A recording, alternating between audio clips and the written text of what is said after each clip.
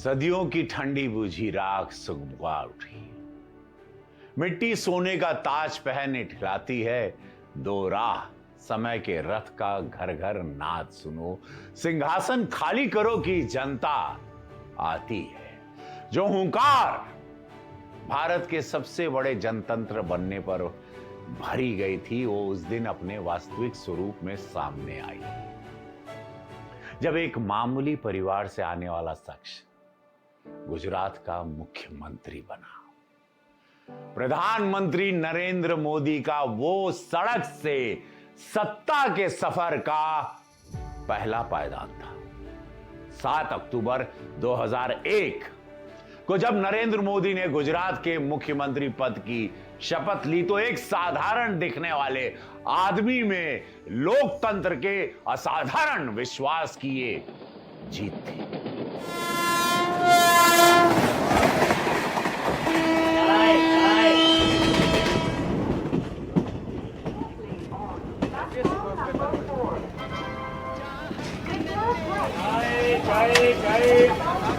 मंत्रिमंडलના પદનામિત મુખ્યમંત્રી શ્રી નરેન્દ્રભાઈ શ્રી દામોદરદાસ મોદી ઉપસ્થિત છે। નરેન્દ્ર દામોદરદાસ મોદી ઈશ્વરના નામે સોગંદ લઉં છું કે કાયદાથી સ્થાપિત ભારતના। नहीं तो कौन सोच सकता था कि वडनगर के रेलवे हॉल्ट पर चाय बेचने वाला एक लड़का अब गुजरात की बागडोर संभाल रहा है।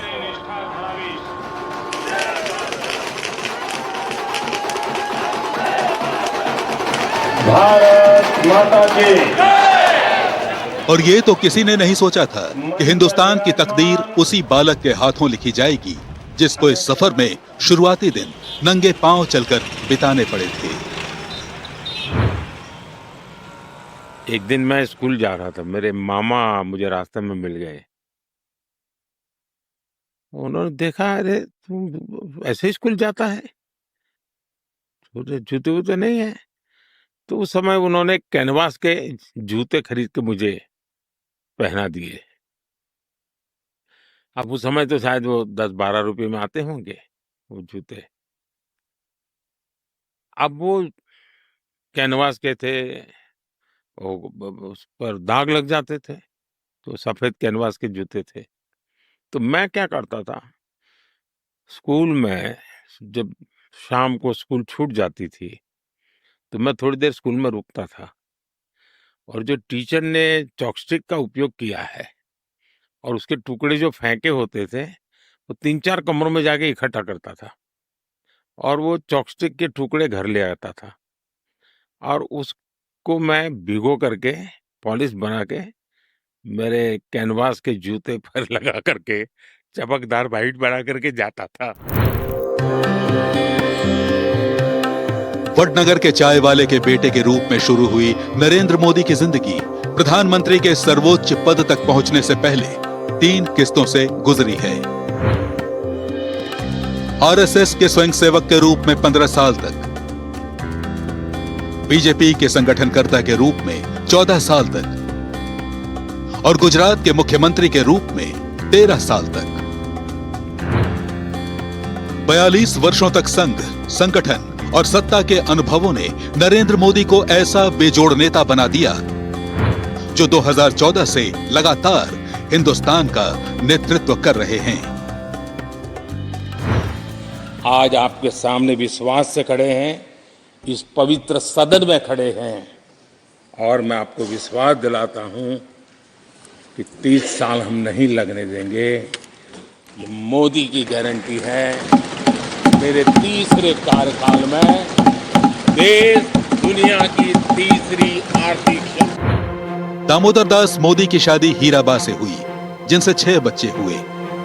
सबसे बड़े सोम भाई मोदी, दूसरे नंबर पर अमृत भाई मोदी, तीसरे नंबर पर नरेंद्र भाई मोदी, चौथे नंबर पर प्रहलाद भाई मोदी, 5वें नंबर पर वसंती बेन और 6ठे नंबर पर पंकज मोदी। प्रधानमंत्री मोदी का जन्म उसी वडनगर में 17 सितंबर 1950 को हुआ था। उस छोटे से कस्बे का ऐतिहासिक महत्व प्रधानमंत्री मोदी को भी गौरव के एहसास से भर देता है। ऐसा है कि मेरा जन्म गुजरात में हुआ और गुजरात में, नॉर्थ गुजरात में, महसाना डिस्ट्रिक्ट में वडनगर करके एक छोटा सा कस्बा है। वैसे वो स्थान बहुत ही ऐतिहासिक है और वहीं मेरा जन्म हुआ, वहीं मेरी पढ़ाई हुई। अब ये आज की दुनिया को देखते हैं, जब तक मैंने गांव में रहता था, जिस परिवेश में रहता था,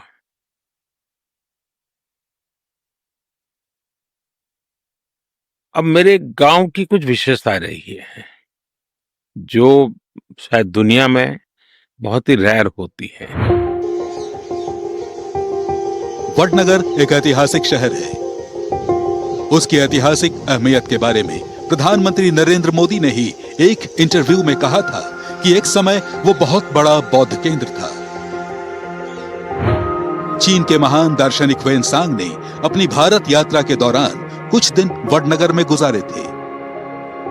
12वीं सदी का एक विजय स्मारक भी वडनगर में स्थित है।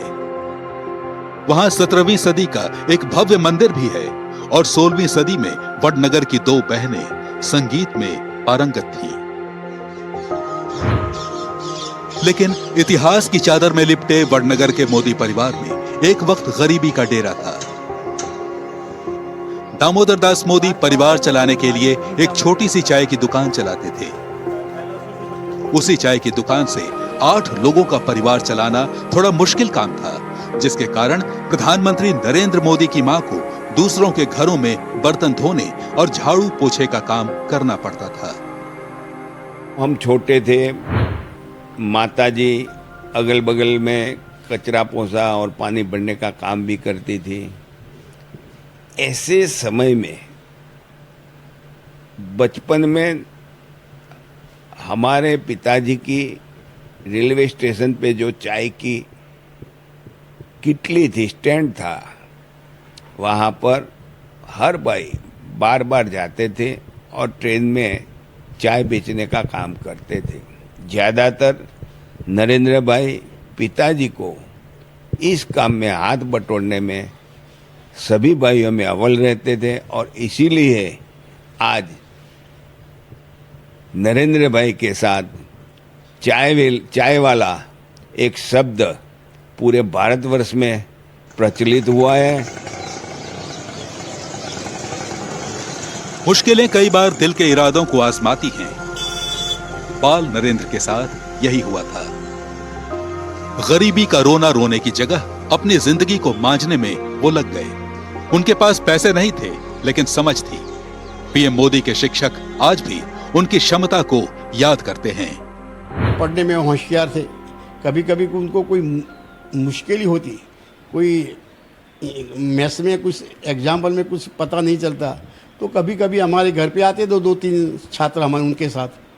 उन्होंने बताया, साहब ये प्रॉफिट की बात करते हैं आप, प्रॉफिट आप बताते 200% होता है, महीने का जरूर होता है। मैं तो सोचता हूँ 10%, 15%, 20% प्रॉफिट होता है। मैंने उनको एग्जाम्पल दिया, शायद समझो एक 10 रुपये की चीज़ है, 10 रुपये की चीज़ 30 रुपये में बेच डाली तो कितना प्रॉफिट हुआ? मैंने उनको समझा 20 रुपये। कितने पर? 10 रुपये पर 20 रुपये प्रॉफिट, तो 100 पर प्रतिशत कितना? तो 200 हो गए। उनके दिमाग में लग गया, सही बात है। मोदी वडनगर के भगवताचार्य नारायणाचार्य स्कूल में पढ़ते थे। नरेंद्र मोदी स्कूल में औसत छात्र थे। अपने बचपन में मोदी पढ़ाई लिखाई के साथ जीवन दर्शन को समझने की भी कोशिश करते थे। इसके लिए कई तरह के प्रयोग करते थे। तालाब में जाकर नहाना और सबके कपड़े धोना उनके लिए दिनचर्या का हिस्सा था। लेकिन तालाब में जाकर तैराकी करके वो खुद को फिट रखते थे। तो 10वीं कक्षा में थे, वहाँ हमारी शर्मिष्ठा तालाब है, वहाँ से मगर का बच्चा को लेकर वो घर पे आए थे। और नरेंद्र भाई वो तालाब में तैरने में भी होशियार थे, तैरने की उनको बहुत प्रैक्टिस थी। तो मगर तो समझते हैं ना, मगर के छोटे बच्चे को घर पे लाए थे। उन्होंने मदर हीराबा ने बोला, भाई ये क्या किया तूने, उसकी माँ को क्या होगा। उनको समझा, दूसरे दिन मगर के बच्चे को तालाब में छोड़ दिया था। गरीबी में सुविधाओं के जिस अभाव को बेबसी समझा जाता है, उसको ही बचपन में प्रधानमंत्री नरेंद्र मोदी ने अपनी ताकत बना लिया था। मेरे यहाँ उतनी ठंड नहीं होती है, लेकिन दिसंबर महीने में ठंड होती है कभी। लेकिन फिर भी रात में और ठंडा लगता है, स्वाभाविक है। तो मैं कभी तय करता था कि मैं आज कहीं खुले में बाहर सो जाऊंगा और कुछ भी शरीर पे ओढ़ने के लिए नहीं लूंगा, देखता हूँ ठंड क्या करती है। तो मैं कभी कभी शरीर के साथ ऐसे प्रयोग बहुत छोटी आयु में कर लेता था। मोदी दूसरे बच्चों से थोड़ा हट कर थे। पढ़ाई लिखाई का मतलब मोदी के लिए सिर्फ किताबी ज्ञान नहीं था, बल्कि ये समझना भी था कि जिंदगी खुद ही एक किताब है जिसे बहुत गौर से पढ़ा जाना जरूरी है। इसलिए अपने स्कूल में मोदी नाटकों में भाग लिया करते थे और तब उनकी छोटी छोटी भूमिकाएं भी तालियों की गूंज से भर जाती थी। मैंने नरेंद्र मोदी को 10 B, standard 10th B and next year 11th B में उनको मैथ साइंस मैंने पढ़ाया था। और जब वो 10वीं कक्षा में थे, वहाँ हमारे स्कूल के लाभ के लिए एक ड्रामा रखा था। उसमें उन्हें जोगीदास खुमन का उनका पात्र था, रोल बचा हुआ था।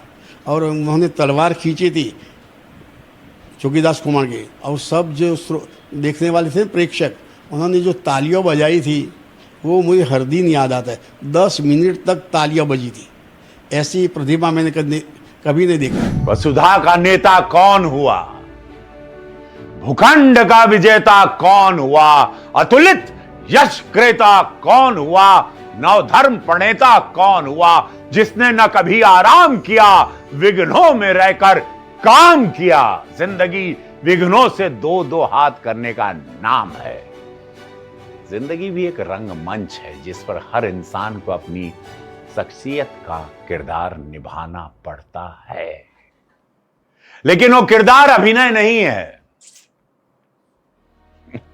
वो किरदार वास्तविकता है। प्रधानमंत्री नरेंद्र मोदी की जिंदगी किसी फिल्मी कहानी जैसी है एग्जैक्टली। बचपन की गरीबी और जिंदगी की जद्दोजहद में जहां बहुत सारे लोग बिखर जाते हैं, वही कुछ ऐसे प्रतिभावान होते हैं जो संवर भी जाते हैं। प्रधानमंत्री मोदी को मुश्किलों ने बड़े नाजों से पाल पोस कर बड़ा किया। अभाव ने प्रधानमंत्री मोदी के बचपन को संघर्ष वाले स्वभाव में बदल दिया। वो स्कूल में पढ़ाई के बाद सीधे अपने पिता की चाय की दुकान पर पहुंच जाते थे। वहां से केतली में चाय लेकर वो ट्रेन के डिब्बों में बेचा करते थे। ट्रेन के सफर और मुसाफिरों से संवाद मोदी की जिंदगी में बड़ा बदलाव ले आए। चाय बेचने के कारण मोदी गुजराती के साथ ही हिंदी बोलने लगे थे, जिसके कारण आज वो हिंदी के एक शानदार वक्ता हैं। ट्रेन में अलग अलग जगहों के लोगों से संपर्क के कारण उन्हें भारत के स्वरूप को समझने में मदद मिली और उन्हीं यात्राओं में उन्हें आरएसएस से जुड़ने का भी मौका मिला। दरअसल उस दौर में वडनगर में भी आरएसएस के शिविर लगते थे। इसके जरिए प्रधानमंत्री मोदी का बचपन आरएसएस के संपर्क में आने लगा। वैसे ही मेरे यहाँ राष्ट्रीय स्वयंसेवक संघ की शाखा चलती थी। शाखा में तो खेलकूद होता, लेकिन देशभक्ति के गीत होते थे।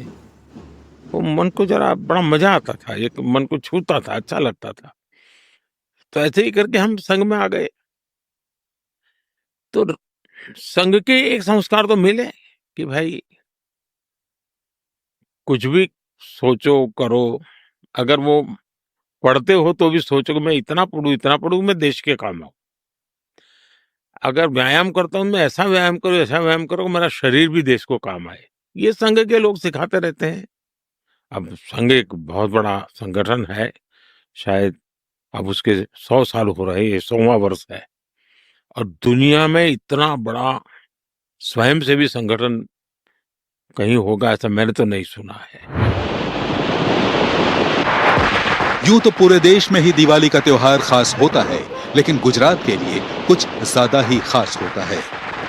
1958 की वो दिवाली थी। उस अंधेरी रात में बाल नरेंद्र के जीवन का अंधेरा हरने के लिए एक शख्स वडनगर पहुंचा, जिन्हें लोग सम्मान से वकील साहब कहते थे, और नाम था लक्ष्मण राव इनामदार। इनामदार साहब आरएसएस के गुजरात में पहले प्रांत प्रचारक थे। उन्होंने 8 साल के बालक नरेंद्र मोदी को बाल स्वयंसेवक की शपथ दिलवाई। ये आरएसएस से प्रधानमंत्री मोदी का पहला सीधा वास्ता था। मेरा सौभाग्य रहा, जीवन का बहुत कालखंड उनके साथ बिताने का मुझे अवसर मिला। जवानी के अनेक वर्ष उन्हीं के मार्गदर्शन में काम करता रहा, और इसलिए मेरे लिए वकील साहब का जीवन एक नित्य प्रेरणा का स्रोत रहा। सादगीपूर्ण जीवन, और फिर भी स्वयं को हमेशा चित्र में न आने देना। साथी आगे बढ़े, साथियों की शक्ति बढ़े, विचार को ताकत मिले, ये अपने आप में इस महान परंपरा की एक अनमोल रत्न के रूप में उन्होंने काम किया। चंद्रगुप्त को चाणक्य नहीं मिलते तो इतिहास मौर्य वंश के उस महान संस्थापक और शासक को हासिल नहीं कर पाता। चंद्रगुप्त को चाणक्य नहीं मिलते तो इतिहास मौर्य वंश के उस महान संस्थापक और शासक को हासिल नहीं कर पाता। लक्ष्मण राव इनामदार की मौजूदगी प्रधानमंत्री नरेंद्र मोदी की जिंदगी में वैसी ही थी जैसे चंद्रगुप्त मौर्य की जिंदगी में चाणक्य की थी। मोदी को आरएसएस से जोड़ने वाले लक्ष्मण राव इनामदार उर्फ वकील साहब का जन्म 1917 में पुणे से 130 किलोमीटर दक्षिण में खाटो गांव में हुआ था। इनामदार के पिता एक सरकारी राजस्व अधिकारी थे। इनामदार ने 1943 में पुणे यूनिवर्सिटी से कानून की डिग्री लेते ही संघ का दामन थाम लिया था। वो गुजरात में आरएसएस के प्रचारक के नाते आजीवन अविवाहित थे और सादे जीवन के नियम का पालन करते रहे। बाल नरेंद्र ने वकील साहब की जिंदगी को अपना आदर्श बना लिया। इनामदार के बारे में कहा जाता है कि वो एक शानदार वक्ता थे और गुजराती में धारा प्रवाह बोलते थे। उनकी भाषण कला से बालक नरेंद्र मोदी बेहद प्रभावित हुए। उसके बाद वडनगर में जब भी संघ का कार्यक्रम होता था, उसमें मोदी जरूर जाते थे। जब छोटे थे 5वीं 6ठी कक्षा में वो पढ़ते थे, तब हमारे वडनगर में बाबू भाई नायक, तो डूंगर भाई नायक, तो सब ये आरएसएस की प्रवृत्ति चलाते थे। तो 6ठी 7वीं कक्षा से आरएसएस की हर एक दिन जाते थे। वो आरएसएस की प्रवृत्ति में कभी नहीं गए होते ऐसा नहीं होता। वो हमको बोलते आरएसएस का कोई प्रोग्राम होगा तो मैं स्कूल में साहब एक्स्ट्रा पीरियड लेके तो भी मैं नहीं आऊँगा, ऐसा बोलते थे। धीरे धीरे मोदी घर परिवार की बंधी बंधाई जिंदगी से निकलने के लिए छटपटाने लगे।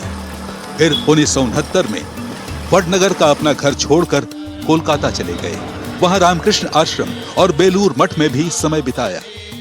वहां रामकृष्ण आश्रम के प्रमुख आत्मस्थानंद महाराज को मोदी ने अपना आध्यात्मिक गुरु बनाया। 19 साल के मोदी सन्यासी बनना चाहते थे, लेकिन गुरु ने उनका अनुरोध ये कहकर खारिज कर दिया कि तुम्हारी जरूरत कहीं और है। जब भी यहां बेलूर मठ आता हूं तो अतीत के वो पृष्ठ खुल जाते हैं।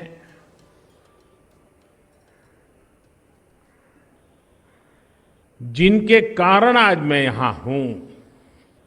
पिछली बार जब यहां आया था तो गुरुजी स्वामी आत्मास्थानंद जी के आशीर्वचन लेकर के गया था और मैं कह सकता हूं कि उन्होंने मुझे उंगली पकड़ करके जन सेवा ही प्रभु सेवा का रास्ता दिखाया था।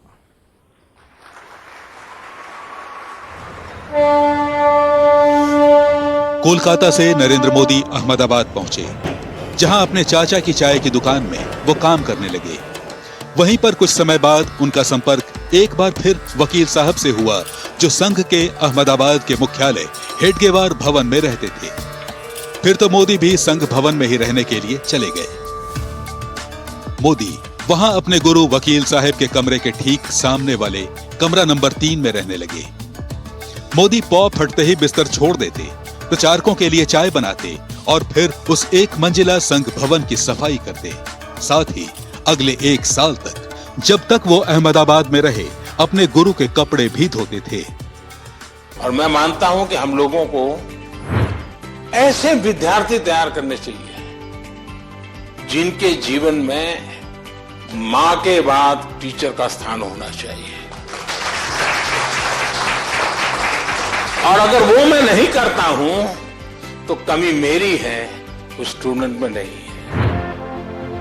अपने गुरु वकील साहब से मोदी ने पढ़ना लिखना सीखा, संघ के स्वयंसेवक के रूप में काम करना सीखा, योग और प्राणायाम सीखा, लोगों से सहज और दोस्ताना संबंध निभाने का हुनर सीखा और इन सब से बढ़कर संगठन निर्माण के गुण सीखे।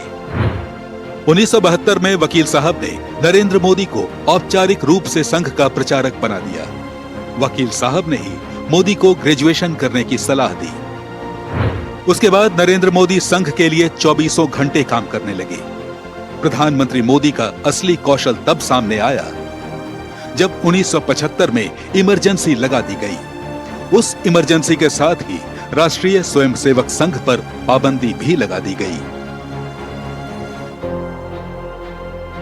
जगह जगह संघ के स्वयंसेवकों और नेताओं की गिरफ्तारियां होने लगी। तब अपने गुरु इनामदार के साथ नरेंद्र मोदी अंडरग्राउंड हो गए।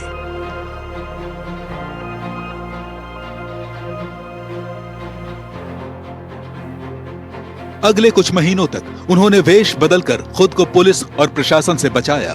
इसमें जहां वकील साहब धोती कुर्ता छोड़कर कुर्ता पायजामा पहनने लगे, वहीं मोदी ने कभी सिख का वेश बदला तो कभी सन्यासी का। मकसद साफ था कि कैसे पुलिस को चकमा देकर इमरजेंसी के खिलाफ माहौल बनाया जाए। 25 जून की वो रात देश की आत्मा को कुचल दिया गया था।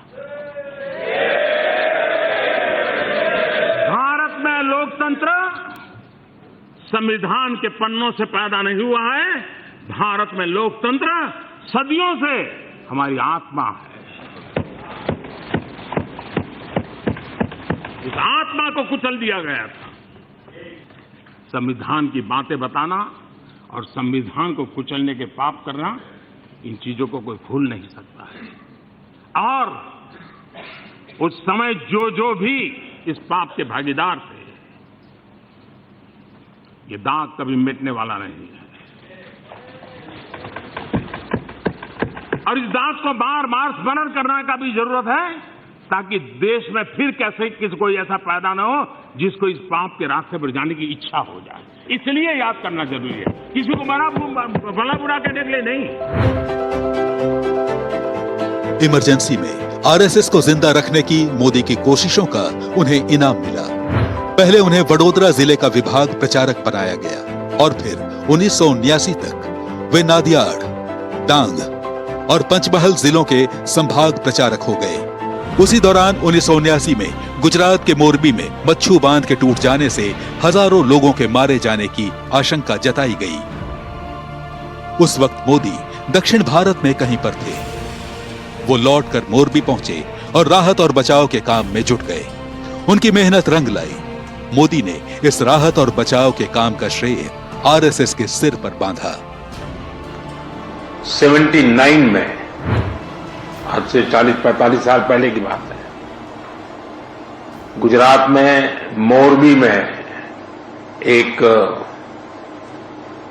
अर्थन डैम था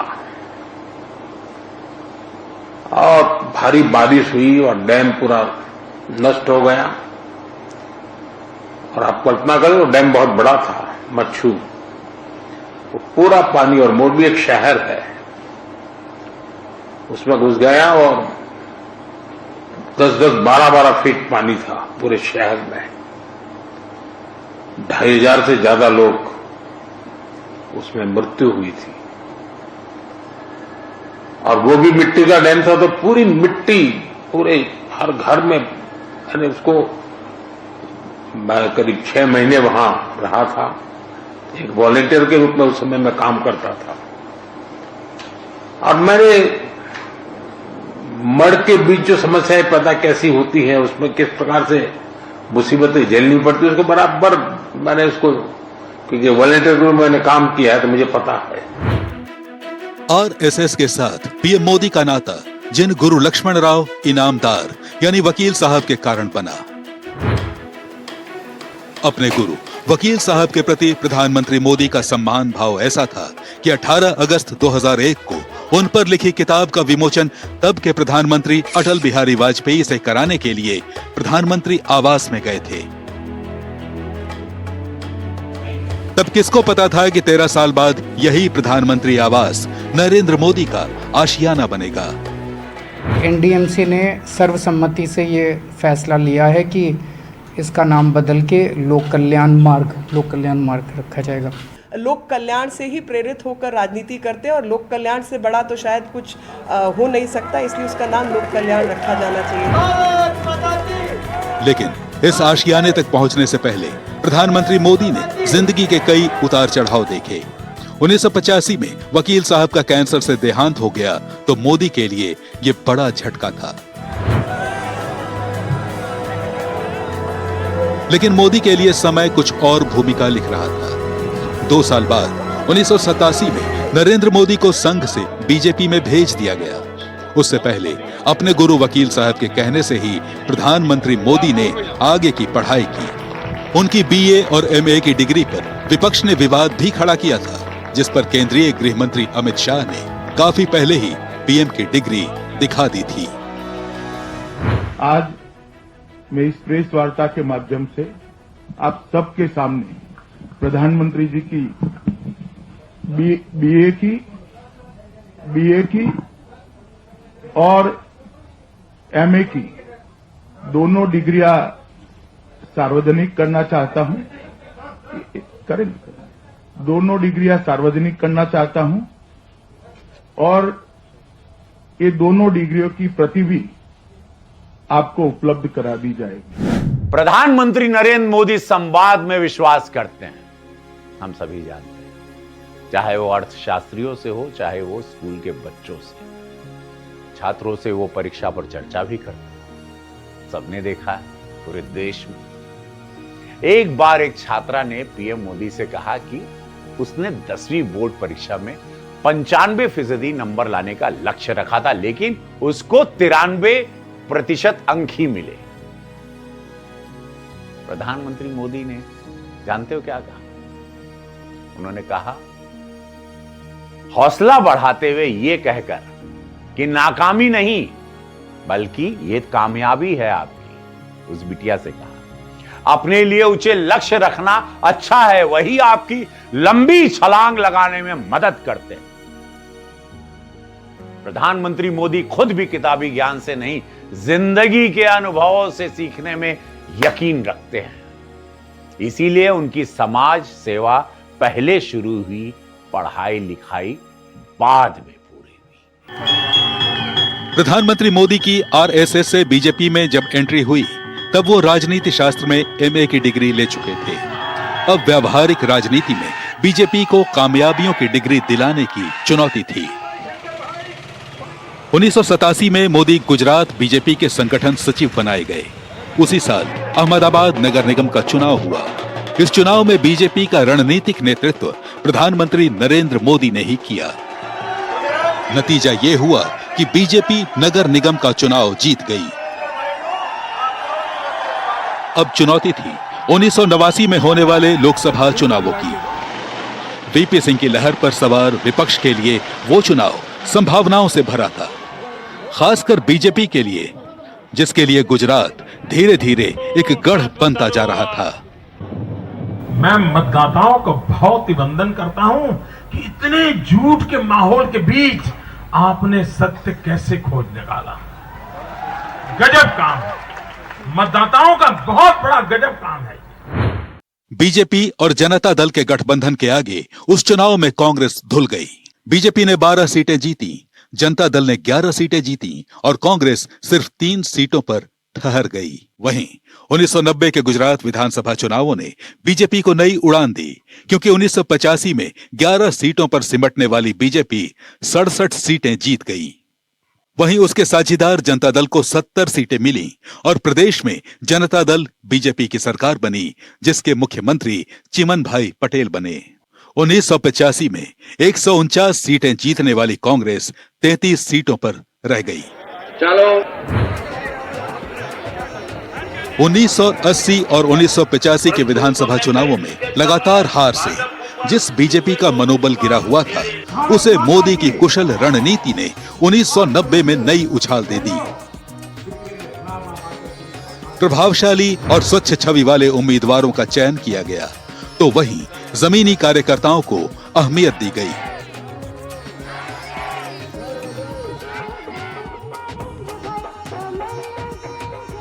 गुजरात में जनता दल बीजेपी की सरकार बनने के बाद मोदी ने यात्राओं और जनसंपर्क अभियान की तैयारी शुरू की।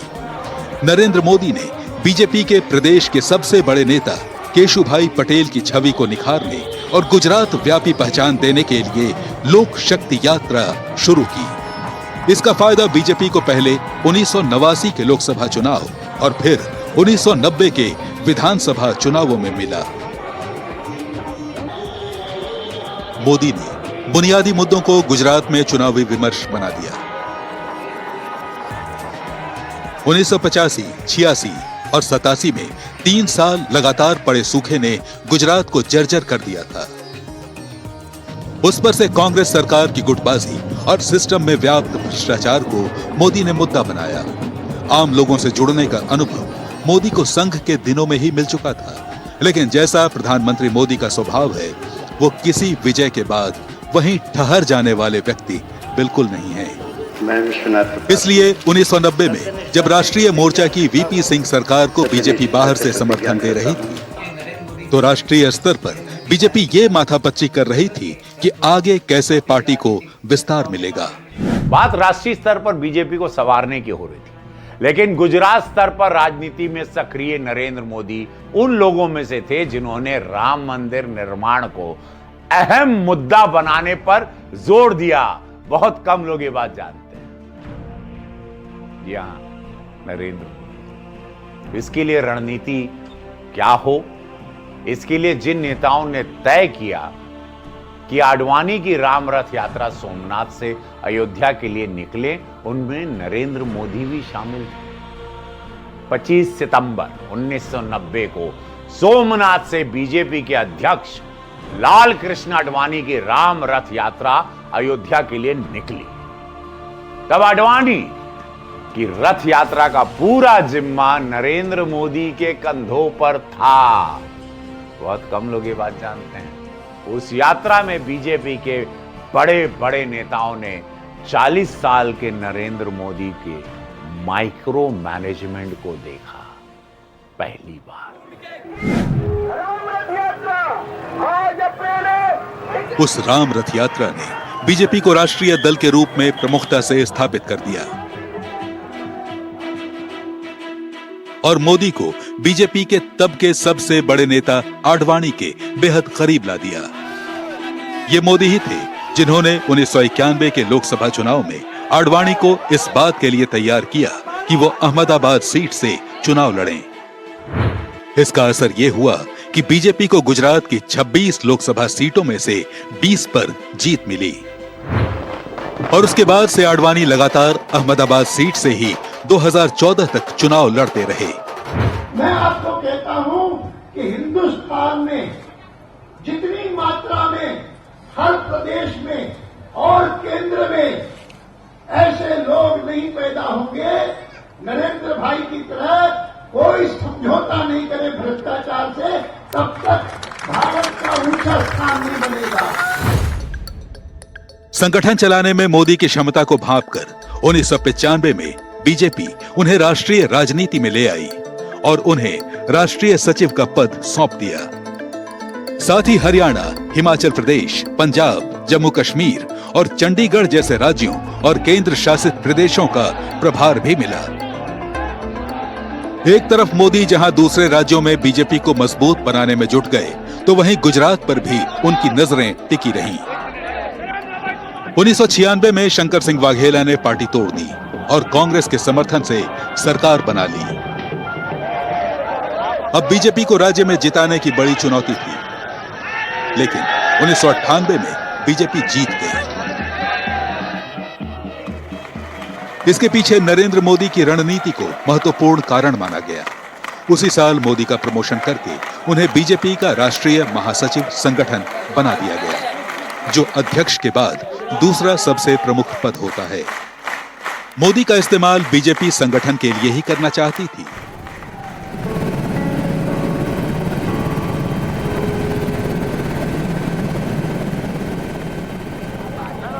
लेकिन गुजरात में 2001 में कच्छ में आए भूकंप के बाद राहत कामों के उपाय बेहद नाकाफी थे। इससे पहले 2000 में स्थानीय चुनावों में बीजेपी की हार हुई। बीजेपी को करारा झटका तब लगा था जब आडवाणी की संसदीय सीट अहमदाबाद में आने वाली साबरमती विधानसभा सीट पर बीजेपी को हार का सामना करना पड़ा। इससे ये लगने लगा कि केशुभाई पटेल के नेतृत्व में बीजेपी के लिए अगला चुनाव जीतना आसान नहीं होगा। नतीजतन बीजेपी ने नरेंद्र मोदी पर दांव लगाया। और मुझे याद है जब मुझे मुख्यमंत्री का दायित्व मिला था तो अटल जी प्रधानमंत्री थे, उनका टेलीफोन आया कि भाई कहाँ हो, तो मैं उनको कहा स्मशान में हूं। तो हंस पड़े, हमने यार तुम स्मशान में हो, से क्या बात करो। मैंने आपने फोन किया, कोई काम होगा, अच्छा करने में लौटोगे, तो स्मशान में क्यों? मैंने कहा माधवराव जी सिंधिया का जो एक्सीडेंट हो गया है उसमें उनके साथ एक पत्रकार कैमरामैन है गोपाल, उसका भी स्वर्गवास हुआ है, तो मैं उस गोपाल के फ्यूनरल में आया हूं। क्योंकि माधवराव सिंधिया के फ्यूनरल में तो सब जाएंगे, गोपाल में कौन जाएगा? उस गोपाल के फ्यूनरल में था, एक कोई और राजनेता था ना, मैं था, वो 2-4 उसके बेचारे पत्रकार मित्र थे। तो मैं आपको अटल जी यहाँ गया, उसके बाद मेरे जिम में काम आ गया, अचानक आ गया, मुझे पता तक नहीं था। मैं गुजरात से दूर था, मैं गुजरात की गतिविधियों से भी परिचित नहीं था।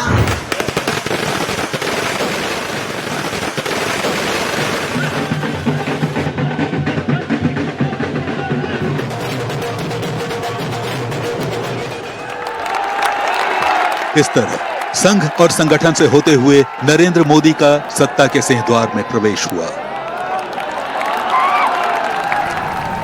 जिस समय मोदी ने गुजरात की बागडोर संभाली, उस समय सबसे बड़ी चुनौती भूकंप से पीड़ित कच्छ का नवनिर्माण था। मोदी की नजर उससे आगे एक ऐसा गुजरात बनाने पर थी जिसको मॉडल के रूप में दुनिया देखे।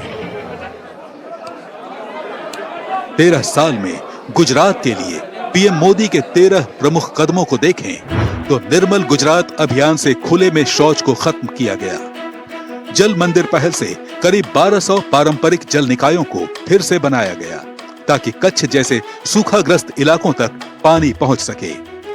Bhaskaracharya institute for space applications and geo informatics यानी BISG के जरिए योजना, संसाधन प्रबंधन और आपदा तैयारी के लिए रिमोट सेंसिंग का इस्तेमाल किया गया। ज्योतिग्राम योजना से गांव-गांव तक 24 घंटे बिजली सप्लाई पक्की की गई। कन्या केलवाणी योजना से बालिका शिक्षा को बढ़ावा देने और शिक्षा में लैंगिक असमानता को दूर करने का प्रयास हुआ। वहीं चिरंजीवी योजना से गरीबी रेखा के नीचे रहने वाले परिवारों की माताओं और शिशुओं को मुफ्त स्वास्थ्य सुविधाएं दी गईं ताकि प्रसव के दौरान जच्चा बच्चा मृत्यु दर को कम किया जा सके। वाइब्रेंट गुजरात समिट के तहत हर 2 साल में निवेशकों का शिखर सम्मेलन किया जाने लगा, जिससे अंतर्राष्ट्रीय स्तर का निवेश गुजरात में आए। अहमदाबाद में साबरमती नदी को औद्योगिक कचरे से मुक्त करके पुनर्जीवित किया गया और नदी किनारे शानदार रिवर फ्रंट बनाया गया। 2005 में शुरू हुए कृषि महोत्सव का उद्देश्य किसानों को आधुनिक उपकरण, कृषि विधियां, जल संचयन और बिजली से संबंधित कार्यक्रमों से जोड़ना था। वहीं 2010 में खेल महाकुंभ के जरिए गुजरात में खेल संस्कृति और पारिस्थितिकी तंत्र के विकास को आगे बढ़ाया गया। वहीं सुजलाम सुफलाम योजना से जल संसाधन के लिए चेक डैम बनाकर पानी बचाने का प्रयास हुआ। 2010 में शुरू की गई रेंट अ रूफ परियोजना के तहत लोग अपनी छतों को निजी सौर ऊर्जा कंपनियों को किराए पर देने लगे, जिससे पैदा हुई बिजली के लिए उन्हें 3 रुपए प्रति यूनिट मिलने लगे। वहीं ई ग्राम विश्वग्राम परियोजना के जरिए बेहतर शासन के लिए गांवों को ब्रॉडबैंड के माध्यम से जोड़ा गया, ताकि ग्रामीण क्षेत्रों को ई सेवाएं मिल सकें।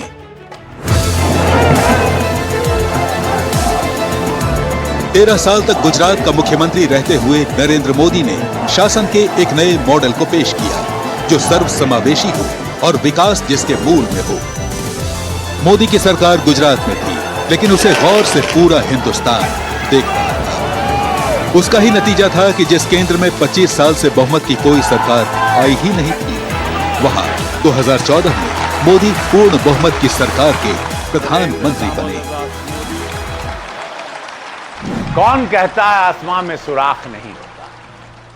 एक पत्थर तो तबीयत से उछालो यारो, परिश्रम, कौशल और अनुभव के बने पत्थर से बड़े बड़े लक्ष्यों के आसमां में सुराख हो जाता है। इसे प्रधानमंत्री नरेंद्र मोदी ने सही साबित करके दिखाया। जिंदगी के तमाम उतार चढ़ाव के बीच नरेंद्र मोदी ने सपने कभी देखना बंद नहीं किया।